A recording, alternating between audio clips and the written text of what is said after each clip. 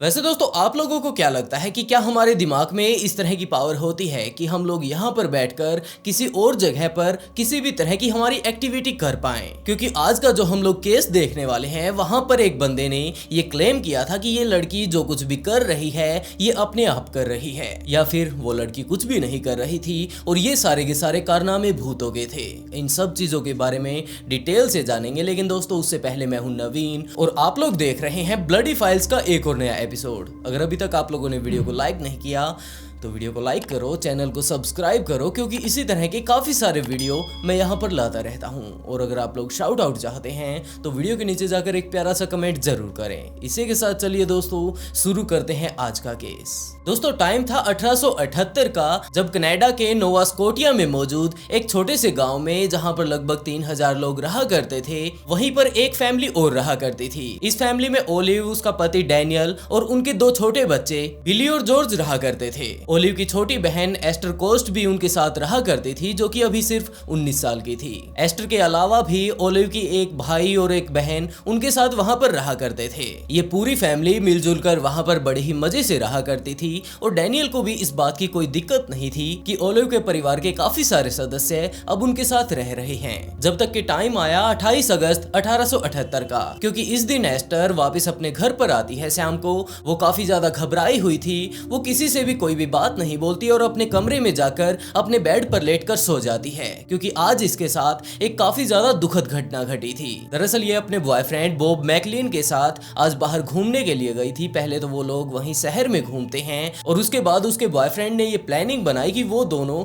जंगल में घूमने के लिए जाएंगे, जहां पर कोई भी नहीं होगा और वो दोनों एक रोमांटिक टाइम बिताएंगे। वो दोनों अपनी बग्गी लेकर वहां पर घूमने के लिए चले भी जाते हैं, लेकिन वहां पर जाते ही, जंगल में पहुंचते ही बॉब के दिमाग में पता नहीं क्या आई कि उसने अपनी जेब से अपनी पिस्टल निकाली और वो एस्टर के सिर पर रख दी और उसने ये बात कही कि वो अपने सारे के सारे कपड़े उतार दे। एस्टर कुछ समझ नहीं पाई कि वो एक ऐसे बंदे के साथ यहाँ पर इस जंगल में घूमने के लिए आई थी जिसके साथ वो आगे शादी करने के सपने देख रही थी, और ये बंदा उसके साथ कुछ इस तरह की हरकतें कर रहा है। और उसने इस बात से साफ इनकार कर दिया कि वो ऐसा कुछ भी नहीं करने वाली। लेकिन बॉब उस टाइम उसके साथ फिजिकल होना चाहता था, जिसके तौर पर उसने वो बंदूक दोबारा से उठाई और उसके सिर पर रख दी और उसने कहा कि जो कुछ भी मैं बोल रहा हूँ उसके ऊपर थोड़ा ध्यान दो और ज्यादा दिमाग मत चलाओ। एस्टर अब पूरे तरीके से फंस चुकी थी, उसे कुछ समझ नहीं आ रहा था कि अब वो करे तो क्या करे। कि इसी टाइम वहां से उन्हें आवाज सुनाई देती है एक और बग्गी की, और बॉब को पता चलता है कि यहाँ से शायद एक बग्गी और गुजरने वाली है। और एस्टर ने अगर उन लोगों को ये बात बता दी तो अब बॉब के हाथ में बंदूक है और सामने वाले लोगों के हाथ में भी हो सकता है बंदूक है,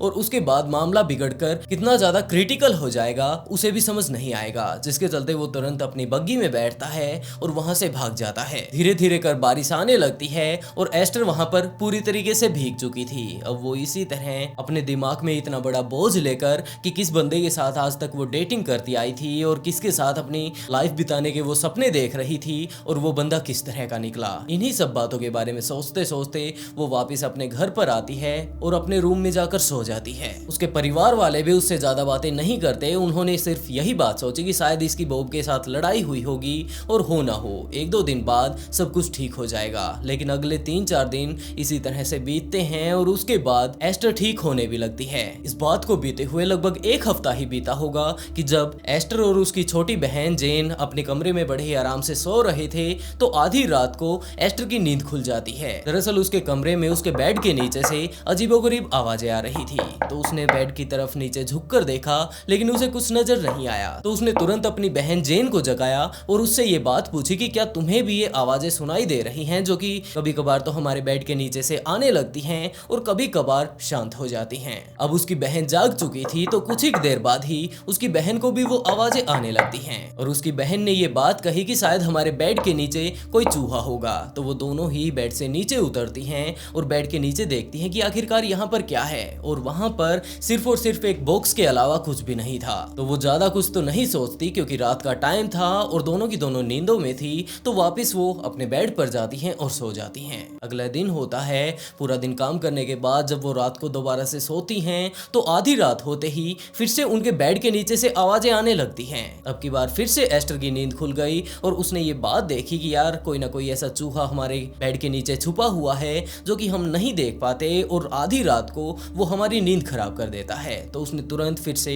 अपनी बहन जेन को जगाया और उसने ये बात कही कि चलो आज इस चूहे को हम लोग पकड़ ही लेते हैं। और उन लोगों ने अपने बिस्तर को थोड़ा ऊपर करके उस बॉक्स को देखना शुरू किया। जब वो सिर्फ उस बॉक्स की तरफ देख ही रही थी तो आपस में वो बातें भी करती हैं कि ये बॉक्स तो पूरे तरीके से बंद है, तो चूहा इसके अंदर कैसे घुस सकता है, और अगर घुस भी गया तो ये बॉक्स तो पिछले काफी दिनों से यहाँ पर रखा है, चूहा अंदर ही भूखा मर जाता, तो हो ना हो इसके अंदर चूहा नहीं है। और इसी तरह की अब वो बातें कर ही रही थी तो इसी बीच वो बॉक्स सीधा का सीधा उन दोनों के बीच में आ जाता है बिना कुछ छेड़े हुए और वहीं पर आकर हवा में तैरने लगता है। वो दोनों ही लड़कियां इस चीज को देखकर काफी ज्यादा घबरा गई क्योंकि रात का टाइम था, पूरे कमरे में अंधेरा था और उन्हें कुछ समझ नहीं आ रहा था कि आखिरकार इस बॉक्स को क्या हो गया है। वो दोनों ही चिल्लाने लगती हैं और अपने परिवार के बाकी लोगों को अपने रूम में बुलाती हैं, लेकिन जब तक उनके परिवार के बाकी लोग उनके रूम में पहुंचते तब तक वो बॉक्स वापस नीचे रखा जा चुका था। वो हवा में अब नहीं तैर रहा था। जैसे ही वो सभी वहां पर आते हैं तो उन्होंने बताया कि हमने यहाँ पर इस तरह का मंजर देखा है। सारे के सारे घर वाले ये बात बोलते हैं कि तुम लोग रात को जल्दी नहीं सोते हो,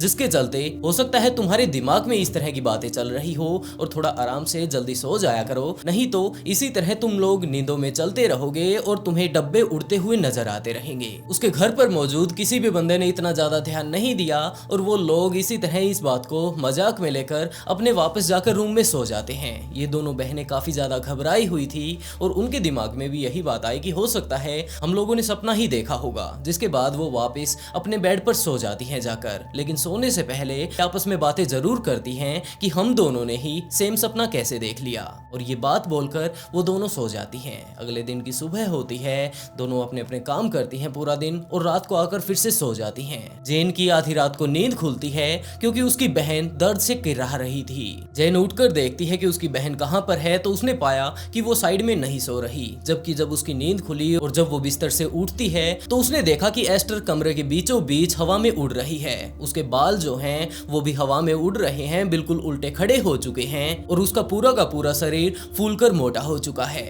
उसकी आंखें जो हैं बिल्कुल लाल हो चुकी हैं और वो अपने आप को बचाने के लिए अपनी बहन से ये बात बोलती है कि मुझे बचा लो, मुझे कुछ भी समझ नहीं आ रहा और मैं मानो फूटने को हो चुकी हूँ, मेरा शरीर फूलता जा रहा है और मेरा इसके ऊपर कोई भी कंट्रोल नहीं। यही बात वो बीच में दर्द में कर रही थी। जब वो हवा में उड़ रही थी तो उसने अपने आप को नीचे रखने के लिए वहीं पर मौजूद एक कुर्सी को पकड़ रखा था और उसने उस कुर्सी को इतना ज्यादा ताकत लगाकर पकड़ रखा था कि उसके हाथों के जो नाखून थे वो उस लकड़ी की कुर्सी में धंस चुके थे। ये देखते ही जैन काफी ज्यादा घबरा जाती है और उसने तुरंत अपने घर वालों को बुलाना शुरू किया, और जैसे ही वो लोग वहां पर आते हैं तो वो लोग भी इस मंजर को देखकर काफी ज्यादा घबरा गए। वो जैसे तैसे करके एस्टन को पकड़ते हैं और उसे वहां पर मौजूद बिस्तर पर ले जाकर लिटाने की कोशिश करते हैं, लेकिन अभी तक उसका पूरा का पूरा शरीर और ज्यादा फूलने लगा था और एस्टन लगातार एक ही बात बोल रही थी कि अगर इसी तरह मेरे शरीर में हलचल होती रही तो मैं ब्लास्ट हो जाऊंगी।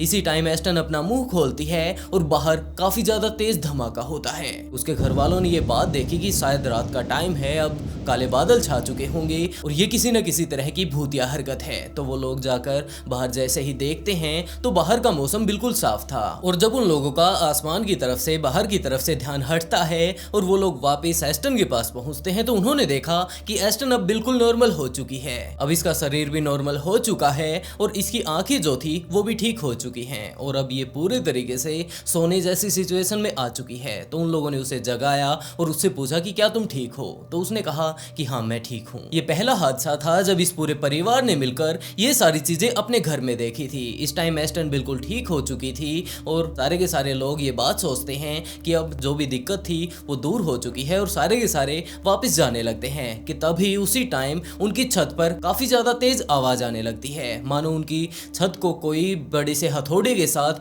तोड़ने की कोशिश कर रहा हो। तो सारे लोग बाहर जाते हैं घर से और ऊपर छत की तरफ जब उन लोगों ने देखा तो वहां पर कुछ भी नहीं था। माहौल धीरे धीरे कर काफी ज्यादा डरावना होता जा रहा था और जैसे ही अगली रात होती है, सारे के सारे सोने के लिए चले जाते हैं। तो आधी रात को जब वो दोनों बहनें सो रही थी तो जैन किसी काम के लिए रात को उठती है पानी वगैरह पीने के लिए, और जब उसने ये बात देखी कि उसकी बहन आराम से सो रही है तो उसने देखा कि ये बेचारी कितनी ज्यादा तकलीफ में है, और यही बात सोचते सोचते वो उसे एक चादर उठाती है। लेकिन जैसे ही उसने वो चादर उठाई तो उसकी वो चादर एकदम से खिसक कर एक कोने में जा गिरती है, मानो उसे किसी व्यक्ति ने खींचकर वहां पर फेंका है। लेकिन वहां पर जब जैन ने देखा तो कोई भी नहीं था। वो लोग इस चीज को लेकर काफी ज्यादा कंफ्यूज हो चुके थे, उन्हें समझ नहीं आ रहा था कि आखिरकार उनकी जिंदगी में क्या कुछ बीत रहा है। तो उन्होंने सबसे पहले तो एक डॉक्टर से कांटेक्ट किया और उन्हें ये बात बताई कि हमारी बेटी के साथ इस तरह का हादसा हुआ था और उसके बाद इसके साथ कुछ इस तरह की घटनाएं बीत रही हैं। तो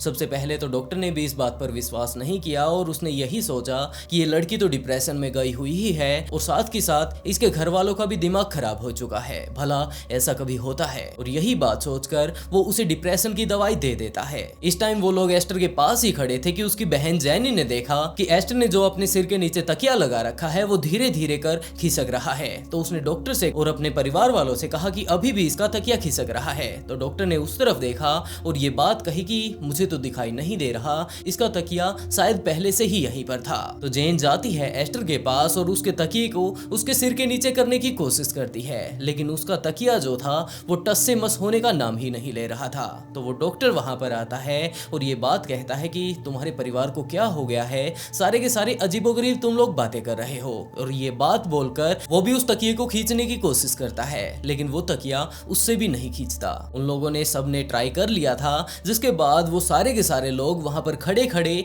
इस चीज को देखते हैं कि ये तकिया इसके सिर के नीचे से निकलकर सीधा इसके मुंह पर आ चुका है। ये सभी चीजें देखकर डॉक्टर भी कुछ नहीं समझ पाया और इसी टाइम जब ये तकिए वाली हरकत होती है तो उनमें से किसी को भी ये बात समझ नहीं आती कि यहाँ पर इस लड़की के साथ क्या बीत रहा है कि उसी टाइम उन्हें खुरचने की कुछ आवाजें सुनाई देने लगती हैं और जो सामने दीवार थी उसके ऊपर कुछ इंग्लिश के वर्ड्स लिखे हुए नजर आने लगते हैं, जिसके ऊपर साफ साफ ये बात लिखी हुई थी। वो लोग जब वहां पर खड़े हुए थे उन्हें जो खुरचने की आवाजें आ रही थी वो खुरचने की आवाजें कोई नॉर्मल बंदा नहीं कर रहा था, जबकि उन्हें भी नहीं पता कि ये कौन कर रहा था। लेकिन इतना होते ही सामने वाली दीवार पर उन्हें लिखा हुआ दिखाई देता है कि Esther Cox you are mine to kill, जिसका मतलब है एस्टर कॉक्स तुम मेरी हो मारने के लिए। इस टाइम वो डॉक्टर ये सारी चीजें देखकर काफी ज्यादा घबरा जाता है और उसने उस लड़की को सिर्फ और सिर्फ डिप्रेशन की कुछ एक दवाइयां दी और उसके बाद वो भी अपना पीछा वहां से छुड़वा लेता है। जिसके बाद वो तुरंत वहां से बाहर आ गया और बाहर आकर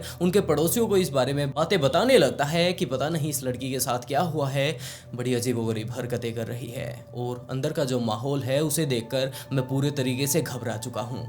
वो परिवार अब काफी बुरे तरीके से घबरा चुका था, लेकिन जो बंदा उस प्रॉब्लम में फंसा हुआ था वो उनके परिवार का था और ये सारी हरकतें कहीं और नहीं जबकि उनके घर पर ही हो रही थी। तो उन्हें विश्वास हो गया कि यहाँ पर हो ना हो कोई ना कोई भूत मौजूद है। तो उन्होंने उस भूत से ही बातें करनी शुरू की और उन्होंने ये बात कही कि अगर तुम यहाँ पर हो, तुम किसी तरह की आत्मा हो, तो जरा किसी दरवाजे के ऊपर 3 बार नॉक करो।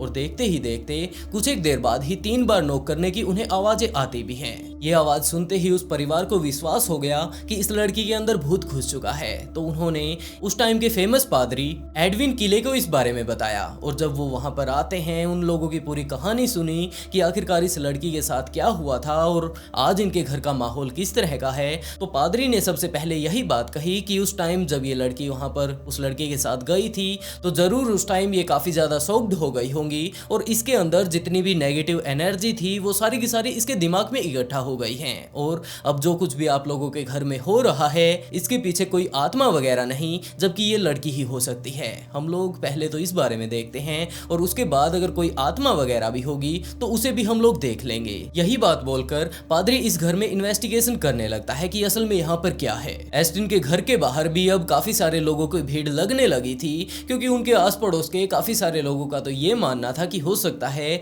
ये जो लड़की है इसके अंदर भूत घुस चुका होगा। तो वहीं कुछ एक पड़ोसी ऐसे भी मौजूद थे जिन्होंने ये बात कही कि ऐसा कुछ यहाँ पर नहीं है, जबकि ये लड़की बस फेमस होने के लिए ये सब कुछ कर रही है। इसी तरह की घटनाएं कुछ एक दिन और उनके साथ यूं ही होती हैं, जिसके बाद एक रात ऐसी आई जब एस्टिन और जैन अपने रूम में बड़े ही आराम से लेटी हुई थी। दिन का ही टाइम था कि एस्टिन जैन के कान में आकर ये बात बोलने लगती है कि मैं कुछ दिनों पहले यहाँ पर इस धरती पर बड़े ही आराम आराम से रहा करती थी, लेकिन इन्हीं कारणों के चलते मेरी मौत हो गई और अब मैं वापस इस धरती पर आना चाहती हूँ और इसके तौर पर जो कुछ भी मुझे करना पड़े मैं करके रहूंगी। और इसी के साथ उसने ये बात भी बताई कि इस घर में जल्द से जल्द आग लगने वाली है। ये बात सुनते ही जैन सबसे पहले तो एस्टिन की तरफ देखती है और एस्टिन की आंखें इस टाइम लाल हो चुकी थी, तो वो काफी ज्यादा घबराई और तुरंत बाहर की तरफ भागने लगती है और अपने परिवार वालों को इस बारे में बता देती है। उसके परिवार वाले एस्टिन के पास पहुंचते हैं और एस्टिन को जब उन लोगों ने चेक किया, उसे वापस होश में लाने की कोशिश की, तो वो तो होश में आ जाती है कि उसी टाइम ऊपर से एक जलता हुआ लकड़ी का टुकड़ा नीचे गिरता है। उन लोगों ने तुरंत उस आग को बुझा दिया, लेकिन जैसे ही ये आग बुझाई, ऊपर से कुछ एक लकड़ी के और भी टुकड़े जलकर नीचे गिरने लगते हैं। दरअसल ये टुकड़े कहीं और से नहीं, जबकि उन्होंने अपनी जो छत बना रखी थी उसकी लकड़ियां जल जल कर टूट टूट कर गिर रही थी। तो उन्होंने जल्द से जल्द उस सारी आग को बुझा दिया। इस आग पर तो उन्होंने काबू पा लिया, लेकिन एक ड्रेस जो कि एस्टन की वहीं पर मौजूद थी, उसमें वहीं पर पड़े पड़े देखते ही देखते उन लोगों के आग लगने लगती है। उन्होंने उस ड्रेस को भी बुझाना शुरू किया और आखिरकार उन्होंने बुझा भी दिया। ये सारी चीजें अभी उनके घर में चल ही रही थी कि एक दो दिन बड़े ही शांति से बीत जाते हैं, जिसके बाद घर के सारे लोग बाहर थे। घर पर सिर्फ और सिर्फ एस्टन और उसकी बहन ही मौजूद थे। तो उन्हें पता चलता है कि उनके घर में मौजूद अटारी में आग लग चुकी है। तो वो दोनों ही घर से बाहर आती हैं पड़ोसियों से मदद मांगने के लिए, और जब तक पड़ोसी वहां पर उनकी मदद करने के लिए आते, पानी की बाल्टियां वगैरह भरकर वहां पर पहुंचते, उससे पहले ही एक बंदा उस रोड से जा रहा था जहां पर कि उनका घर था। वो इस आग को देखकर उस घर के अंदर जाता है और बिना कुछ पानी वगैरह ले जाए अपने साथ उस आग को बुझाकर वापस आ भी जाता है, और इस आग को बुझाकर वो वापस चुपचाप चला भी गया। ये बात उनके लिए काफी ज्यादा मिस्टीरियस थी कि इस बंदे को वो लोग जानते भी नहीं थे और ना ही उन्होंने मदद के लिए उसे कहा था, और बिना ही किसी की मदद के वो अकेला ही इस आग को बुझाकर कैसे आ गया, जिसके बाद उसने किसी के साथ बातें भी नहीं की और चुपचाप यहाँ से चला भी गया। ये सारी घटनाएं अभी इनके साथ घट ही रही थी कि सारे परिवार वाले ये बात समझ चुके थे कि जब भी एस्टिन घर पर होती है तो ये सारे हादसे उसी टाइम होते हैं। और ये बात उन्होंने एस्टिन से कही कि ये सारी की सारी जो प्रॉब्लम घर पर चल रही हैं, ये सिर्फ तुम्हारे कारण है। अगर तुम कहीं और रहने लग जाओ, हम लोग तुम्हारा जुगाड़ कर देंगे कहीं पर रहने का, तो हो सकता है हमारे परिवार पर जो ये समस्याएं आ रही हैं ये आनी बंद हो जाएं। तो एस्टिन ने ये बात कही कि मैं अपने परिवार को किसी भी समस्या में नहीं डालना चाहती, कोई बात नहीं, मैं कहीं और जाकर रहना शुरू कर देती हूँ। और ये बात बोलकर वो रहने के लिए कहीं और चली भी जाती है, लेकिन बाहर रहने के लिए उसे नौकरी करनी पड़ती है, पैसे तो कमाने ही थे। तो वो एक रेस्टोरेंट में काम करने लगती है। पहले तो उनके घर पर बिल्कुल शांति थी, जहां पर वो काम किया करती थी वहां पर भी शांति थी, लेकिन जब से एस्टिन उस दुकान पर काम करने के लिए गई थी, उस दुकान पर काफी ज्यादा अजीबोगरीब चीजें होने लगती हैं। उस दुकान के मालिक ने देखा कि जहां से एस्टिन गुजरती है वहां पर सारी की सारी चीजें हिलने लगती हैं, और अक्सर उसके रेस्टोरेंट में भी आग लगने की उसे शिकायत मिलती है। पहले तो एस्टिन के मालिक को यही लगता है कि ये सारे कारनामे एस्टिन ही कर रही है, लेकिन एक दिन ऐसा भी था जब वो रेस्टोरेंट में नॉर्मली काम कर रही थी, जिसके बाद एक तेज धारदार चाकू एस्टन के आकर कमर में लगता है। उसका मालिक ये सब कुछ देख चुका था, तो वो तुरंत उसके पास आता है और उस चाकू को निकालकर वहीं नीचे गिरा देता है, जिसके बाद वो एस्टन से पूछता है कि क्या तुम ठीक हो। लेकिन इतना जब वो पूछ रहा था, सिर्फ और सिर्फ उसके घावों पर मलहम लगाने के लिए रुई ढूंढ रहा था, तो वही चाकू दोबारा से उठता है, एस्टन की कमर में घुस जाता है। और ये सारी चीजें उस टाइम उस रेस्टोरेंट में जितने भी लोग आए हुए थे उनकी नजरों के सामने हो रही थी। इस रेस्टोरेंट के मालिक को कोई अंदाजा नहीं था कि आज से पहले ये लड़की क्या कुछ करके आ चुकी है और इसके साथ क्या क्या हो रहा है। तो उसने इस बात पर ज्यादा गौर नहीं किया, और उसके लिए ये बात कंफ्यूजन वाली जरूर थी कि ये चाकू इसे मारने के लिए क्यों दौड़ता रहता है। कि एक टाइम ऐसा भी आया जब उसके पूरे रेस्टोरेंट में आग लग गई, और उस मालिक ने ये बात सोची कि शायद ये आग इस लड़की ने जानबूझकर लगाई है, और उसने उसके ऊपर केस भी कर दिया। इस घटना के कारण एस्टर को गिरफ्तार कर लिया जाता है, लेकिन जब पुलिस को पता चलता है कि इस लड़की के साथ क्या कुछ बीत चुका है, तो उसे आखिरकार रिहा भी कर दिया जाता है। अब उसे रिहा कर दिया गया था और वो बाहर आकर एक अच्छी जिंदगी की सिर्फ आस ही कर रही थी, लेकिन उसे वो कभी नहीं मिली। उसने अपनी जिंदगी में 2 बार शादियां की, लेकिन जब भी वो अपने पति के साथ उसके घर पर जाने के लिए रहने लगती, तो वहां पर कुछ इसी तरह की हरकतें होनी शुरू हो जाती, जिसके बाद उसे तलाक दे दिया गया और उसने फिर से शादी की। वहां पर भी कुछ ऐसा ही हुआ और वहां से भी आखिरकार उसे तलाक दे दिया गया, और इसी तरह ये अपनी पूरी जिंदगी यूं ही परेशान होकर बिताती रहती है। आखिर में 52 साल की उम्र में उसकी मृत्यु हो गई, लेकिन आखिर तक कोई भी इस बात को नहीं समझ पाया कि उसी के साथ ये सारी चीजें क्यों क्यों हो रही थी। वैसे दोस्तों आप लोगों को क्या लगता है कि एस्टर के साथ क्या हो रहा था? कौन सी ऐसी आत्मा होगी जो कि इतने बुरे तरीके से उसका पीछा कर रही थी और आखिर तक उसके मरते दम तक उसका पीछा उसने नहीं छोड़ा। और इसी के साथ दोस्तों आज का शाउट आउट इमरान खान को and write a beautiful comment to get a shout out in next video. बहुत जल्द मिलते हैं एक और नए केस के साथ।